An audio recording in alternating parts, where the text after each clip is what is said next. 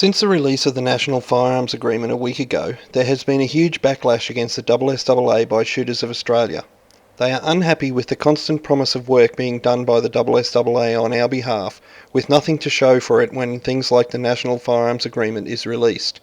Just look at some of the memes that were floating around Facebook this week.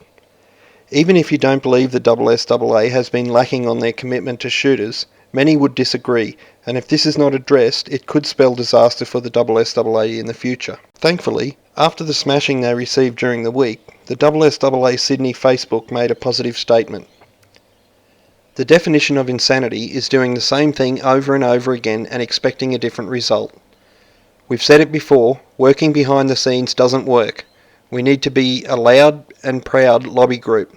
The members want action. The members want change. The SSAA needs to listen.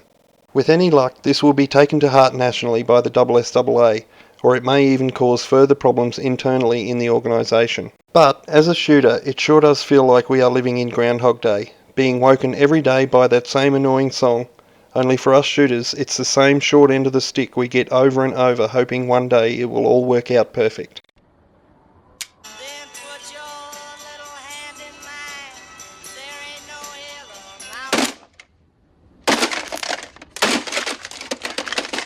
So what needs to be done for the SSAA to be more proactive? In my opinion, they should be fighting back against the restrictions and laws constantly pushed upon us, instead of trying to be happy with how things are for us now. Number one on the list should be removal of long arm registration and the gun registries. Quite simply, they do nothing to stop or prevent crime with firearms and cost the Australian taxpayers money that could be spent catching actual criminals.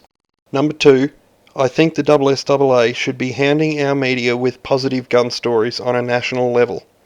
How can we ever expect to have non-shooters understand or relate to us if all they hear is negative stories daily? And why is it that we only hear anything positive on the national level when we are lucky enough to have a Commonwealth or Olympic shooter do well?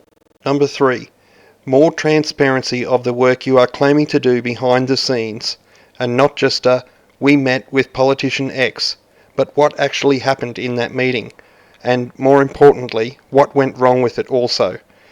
Giving constant false hope that your meetings are going well is half the problem of what arose this week and saw so many disillusioned shooters thinking things were going to work out well, only to be brought crashing back to reality when it didn't. Now maybe I'm completely off base, but I don't believe these things are hard or impossible to achieve.